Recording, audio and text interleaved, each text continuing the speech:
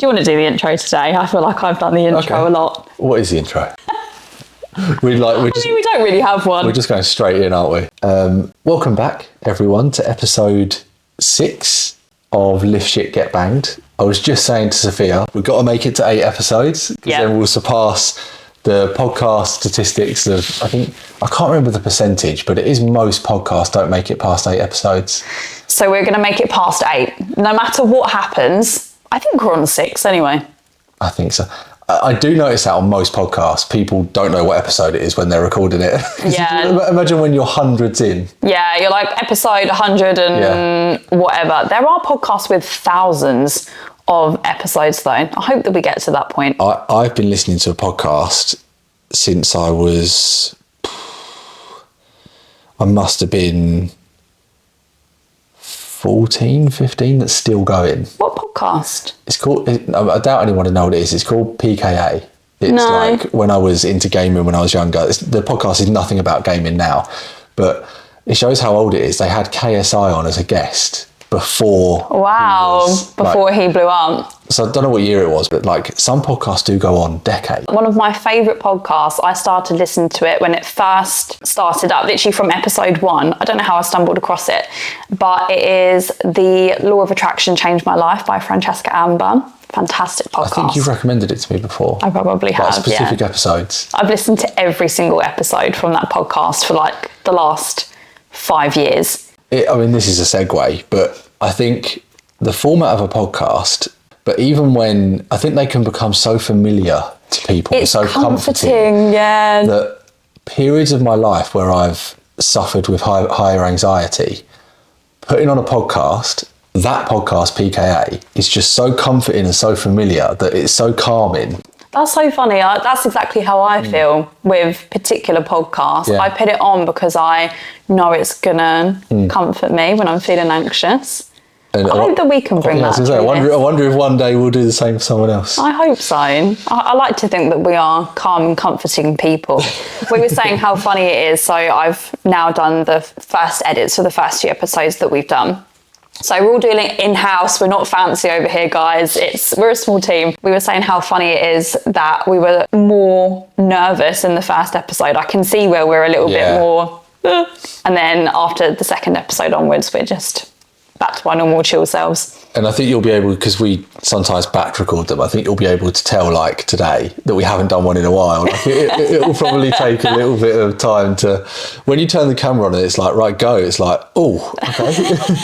Especially first thing in the morning. Yeah. But today, we actually want to talk about a topic that has come up in like recently with the onboarding of our new group coaching gang. So if you have been doing Blitz Your Bits with us this round, what round are we in? Round 12? 12. Wow. Yeah, I thought it was 11, but it's 12. Round 12. Then you would have spoken to either Ben, myself, Rachel, or one of our other fabulous coaches already this week. And we definitely wanted to talk about what a lot of you guys are working towards, which is fat loss, and what elements of your lifestyle are going to be the most important to focus on when you have that goal. This came from common questions we get around people saying, I know that diet makes up most of what I need to think about when it comes to fat loss, but how important is exercise versus thinking about changing my diet when it comes to fat loss? I think that's a common question you get at like barbecues. Like people say like they know you're a PT or a coach and they say, is it mostly diet or exercise? Like, is it 80% diet, 20% exercise? There really is a lot of misconceptions around that order of priority. And I think a lot of it comes from marketing. And I know a lot of our clients and a lot of our listeners will be from this background. If we keep looking behind, by the way, it's because Mr. Aussie, Rachel's cat, is sitting behind us. He was hiding in the corner, wasn't he? And as soon as we hit record, I saw him slowly make his way around. Hopefully we can get him in like we did with Mabel in the last episode. Go check it out, guys. Or was it? No, maybe episode 2 or 3. Mabel jumps on the sofa and she's the cutest ever. What were we saying? Oh yeah, so if you are somebody who has been working towards fat loss for a long time, and you are in a position where you have been increasing the amount that you have been exercising. You've been going to the gym 4 or 5 times a week, or maybe you started doing classes and you're thinking, why the hell am I not seeing changes in my body, even though now I feel probably a lot better than I did before. I'm much more active than I was previously. And we want to talk about why that is and what is actually going to be important for you to focus on. And I think a really good start point is actually thinking about the amount of calories that you burn through exercise. And I think people assume that it is more than it actually is. So when we look at our total daily energy expenditure, so that's our TDEE. Oh, there he is, Mr. Oz. So only around 10% of that is actually taken up through exercise. So that's going to be your weight training sessions, your cardio sessions, the classes that you are doing. So if you head into a class and you're thinking, oh God, like I burnt 500 calories in that session, amazing. First and foremost, fitness watches are always incredibly inaccurate when it comes to the amount of calories that you've actually burnt during that session. So that can be incredibly misleading. But the majority of the calories that you burn throughout the day actually comes from the movement that you do outside of that session. So as I'm talking to you now, obviously I'm waving my hands around, you're nodding your head, we're breathing, you're shuffling your toes, we've got our eyes on Mr. Oz who's walking around somewhere. That is where the majority of your calories are going to be burnt, and just through movement anyway. The actual largest part of calories is burnt just through staying alive. Yeah, Rachel has a really good reel that I think she did a similar concept again recently, where she talks about the best fat burning, best calorie burning exercise, and she curls up in a blanket and jumps on this sofa. Yeah, even if you did nothing apart from sleep, fart, burp all day for 3 days, you would still burn your BMR, so the amount of calories that your body needs to burn literally just to stay alive. You would still expend that energy. And the movement that we add on top through your activity is going to be kind of the second largest part of that. And your exercise is a very small snippet of that. So if you're heading into the gym to burn calories and thinking about burning as much energy as you can in your sessions, it's likely that you're putting your focus and attention on the wrong things. People almost wonder why we put such an emphasis on strength training, and we ultimately will want our clients to explore loads of different types of training. We'll support them with whatever training they enjoy the most, but strength training especially gives us a reason to go in the gym outside of I am going to assist my fat loss, or I am going to burn calories. And it makes the process so much more engaging, and it almost separates our fat loss goal from our exercise. It leads into our first priority not being exercise when it comes to fat loss, because it does foster that relationship with exercise where it is a means to an end to burn calories, to help our fat loss goals. And obviously that becomes really tricky when we're then not paying any attention to what we're doing with our diet. Navigating motivation, wanting to train, engaging with it, doing it consistently can be challenging enough when we are engaged in getting stronger, building muscle, tracking our progress in the gym, let alone when we really don't enjoy it, we really don't want to go, and we have to drag ourselves off the sofa every day to go and do something that we can't stand just to burn fat and just to burn calories. And then we pair that with not doing anything in terms of changing our diet. We don't see any progress. And that's a really common vicious cycle that a lot of our clients find themselves in when they come to us. Absolutely. And I think if you can consider it this way, in that we do encourage strength training as a priority because of different reasons, because of, like you said, having that form of exercise away from just focusing on fat loss. but also building strength and bone density and being able to walk around with full mobility and reducing the risk of injury, supporting your cardiovascular health, supporting your cognitive function, all of the incredible things that come from strength training that are going to help us not only in our current life but in later life. So if you can think about your strength sessions being for strength, and your nutrition and your activity levels outside of your strength sessions being predominantly what is going to be getting you results for fat loss specifically, I think that's a really nice way to segregate it and helps us look at, right, what is going to be the most important thing to prioritize in this journey. People won't be surprised to hear calorie deficit. It's become a bit of a buzzword, especially in content. And I'm sure not everyone, but a large chunk of people watching this podcast will have seen God knows how many Instagram reels with props, using different analogies, different visual demonstrations of... Did that come from James Smith? Was he the first person to do that? I don't know. I remember there being craze of everyone waving the 5 pounds of fat around. But I also remember we're using like cups, maybe pouring water into like a bowl of rice or whatever the visual demonstration was. They're good visuals, they're helpful. To show what a calorie deficit can look like across the week, etc. But people think can sometimes have the misconception that a calorie deficit is directly linked to tracking, in that you can't be in a deficit if you're not tracking, and if you don't know where that deficit is, or that you are in a deficit for certain. We always use the phrase that calorie tracking is a tool, not a rule. And tracking is a very clear-cut, numbers-focused way to find out what a calorie deficit is for you, but it is absolutely not the only way. We use so many non-tracking methods with clients. That's the bit that is a bit harder to sell to a client, looking for coaching and looking for fat loss. It is a longer process learning how to do that. And I think for anyone listening as well that has no idea what the tits we're talking about, when we're referring to a calorie deficit, we're talking about eating less calories than your body is burning.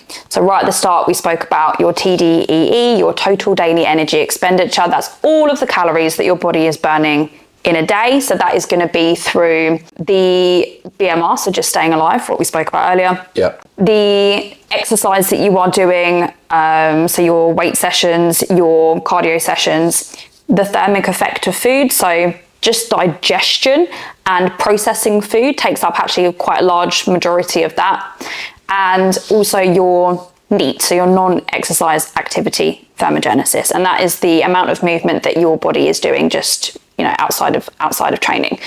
And in order for us to be in a deficit, you need to be eating less calories than your body is burning throughout all of those processes. Just to make that super clear for anybody who doesn't know what a calorie deficit is. If somebody did decide that they wanted to head into fat loss, but they didn't want to track and thought that calorie tracking was not going to be the right fit for them, or they almost thought, I don't want it to be really meticulous, what kind of approach, what would you say to them? I think the first step for most people is just deciding on a plan. It doesn't have to be the perfect plan. We don't want to procrastinate, which I have been so guilty of in the past in so many different areas of life, on, for example, finding what my maintenance is, which I'm not saying that that's a bad thing, but finding what my maintenance is, then working out what the perfect plan for me is going to be to start to be in a deficit.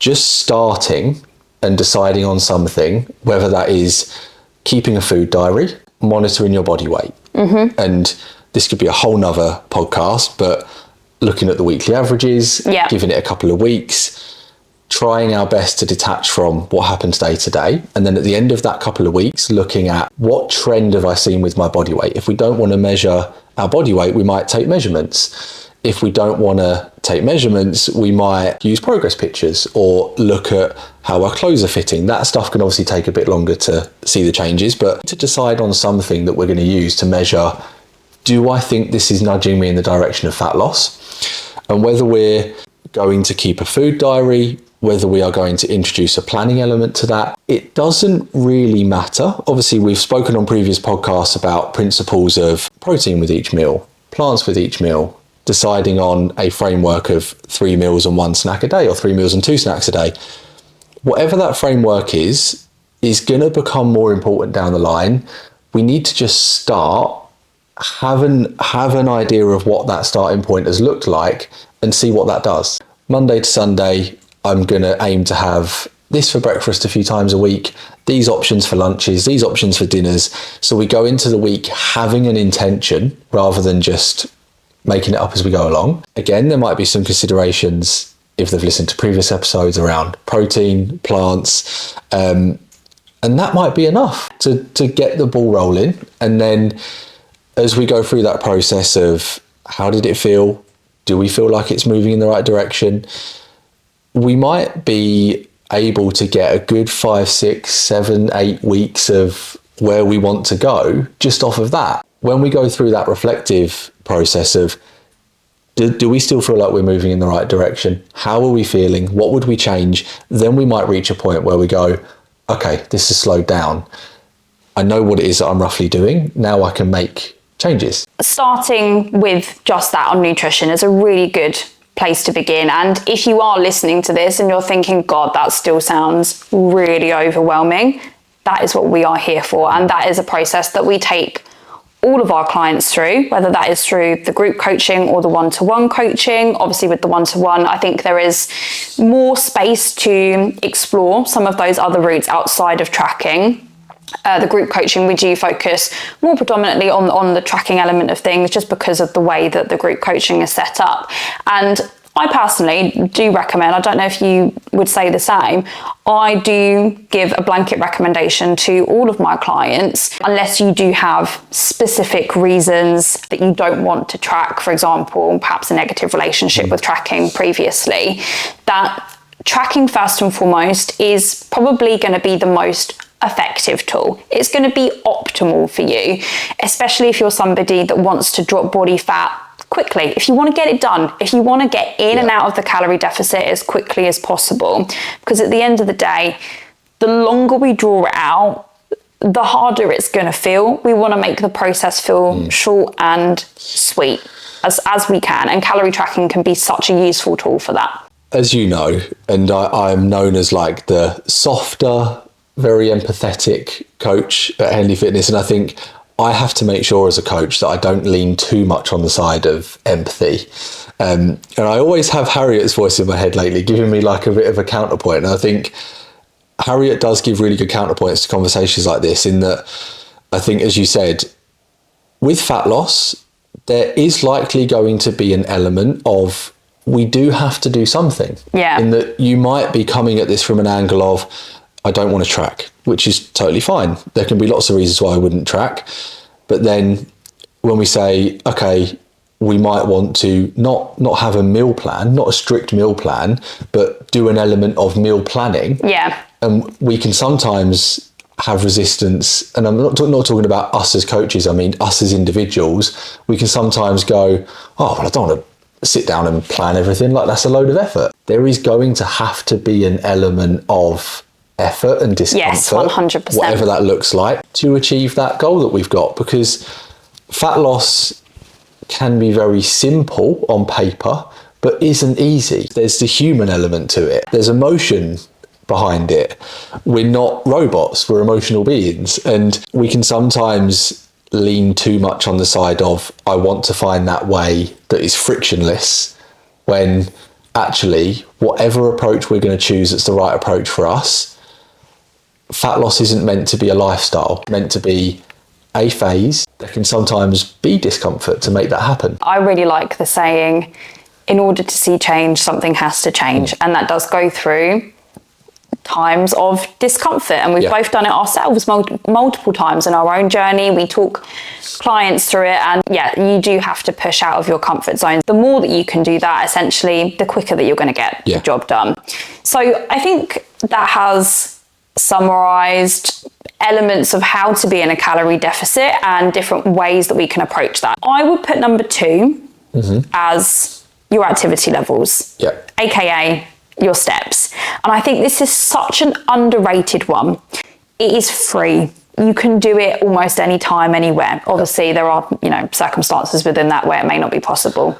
Like, we don't tell clients that live in a city to go wander in the streets at 10 PM. No, definitely But outside of that. And there are, of course, depending on the individual, different barriers there. One that is massively overlooked, and I have spoken to, it's probably in the thousands now, which is quite scary.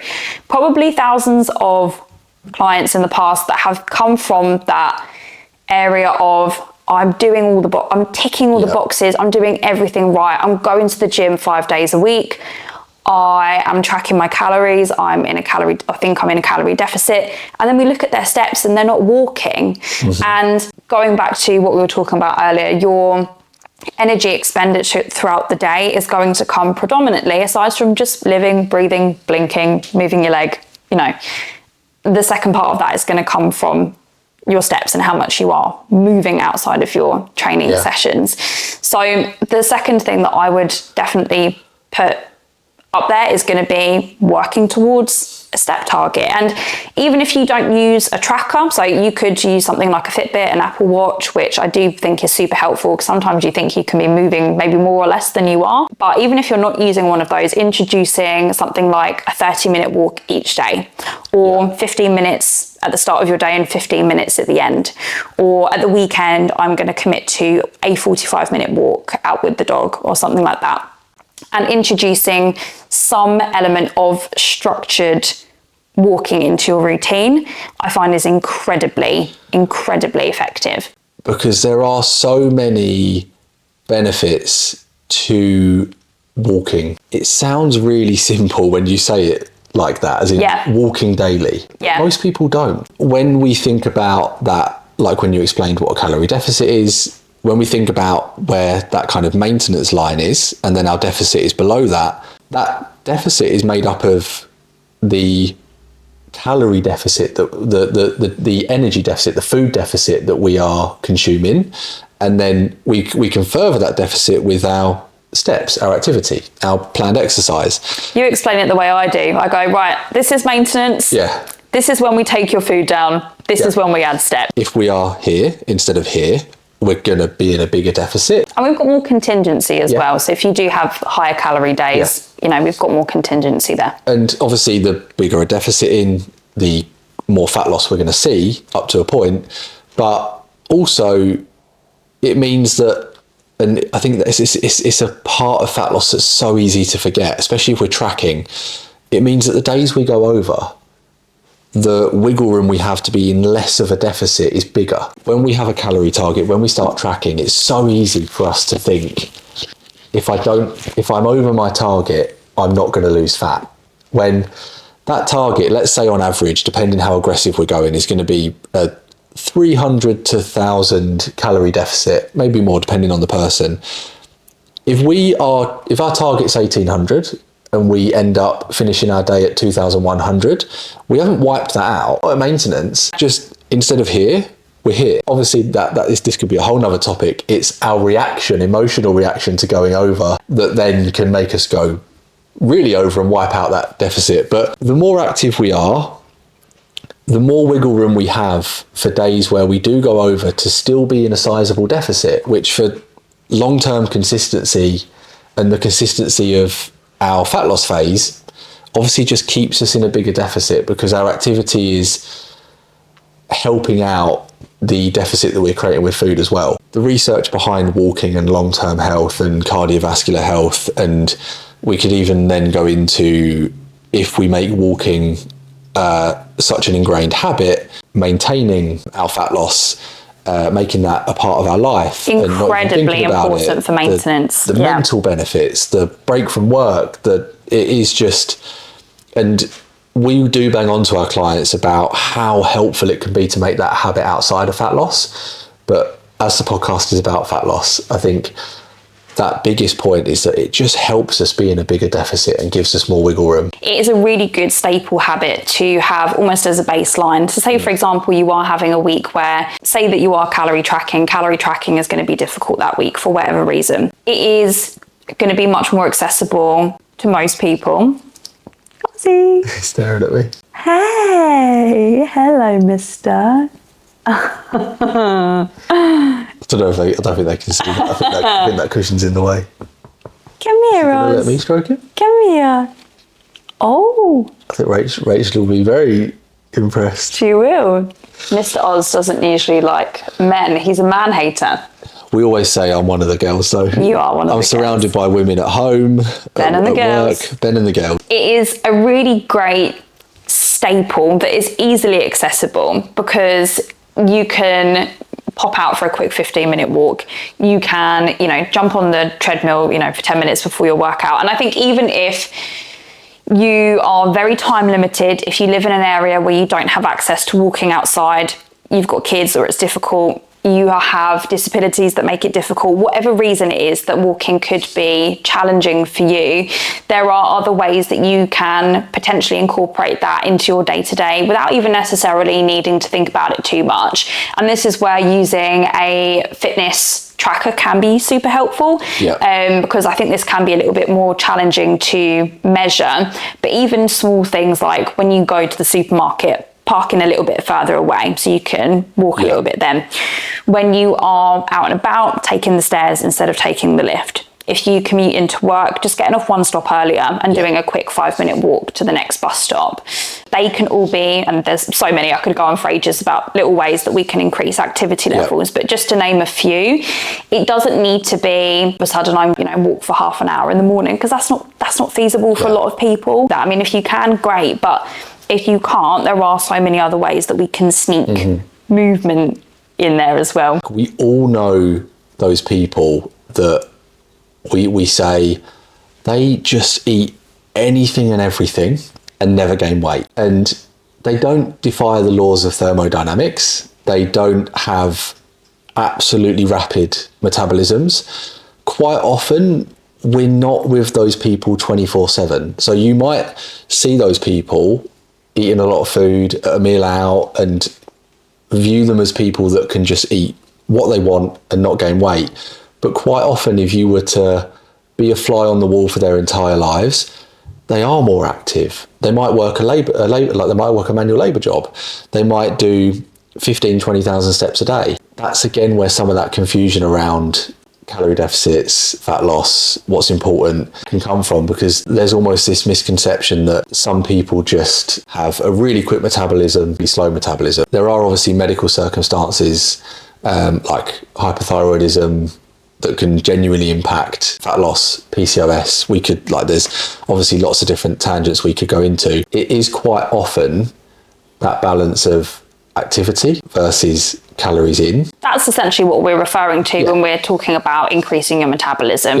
It is increasing the amount of food or energy that is going out versus the energy that is going in. Essentially, that is what your metabolism is.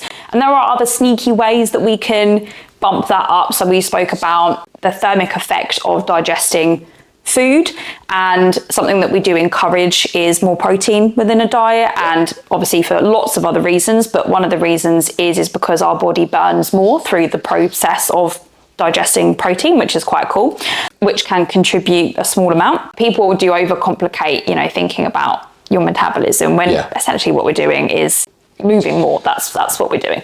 These topics are so multifaceted. As people can probably tell when they're listening, it's so hard to just focus in on one element of it because there's so much to it, which I think if people are listening to this, a lot of our clients have an entire lifetime of trying different diets, trying different things, maybe having periods where they feel broken and feel like nothing's going to work, and finding success with some things, finding other elements really hard. And it's because it's not easy. Part of coaching isn't that we have all of the magic answers. It's that we know what the different paths are. We've experienced working with lots of different clients, and we are almost kind of exploring with that client which paths are going to lead them to their goals in the most efficient, most effective, happiest way. It's not that when we advertise our one-to-one coaching, we're not saying we have the best methods, we've got the missing ingredient. The missing ingredient is quite often going through that trial and error process to figure out what is going to work for that client, and exploring what those boundaries have been, what those challenges have been, what those stumbling blocks have been. And that's why what has underpinned everything that we've spoken about has been, yes, there are specific things that we need to happen, but that process of looking at, are they happening? If they're not, why not? If they are, great. That kind of reflective journey that we go through is easily the most important part. I just love the idea of fat loss is not forever, exercise is. And having those two as very separate elements. And I think that's exactly what we wanted to put across in today's podcast and help you guys see, okay, yes, when you're coming into a fat loss phase, you are going to have to walk more or move more outside of the gym. You probably are going to have to come, or you will have to come into a calorie deficit through some kind of adjustments to your nutrition.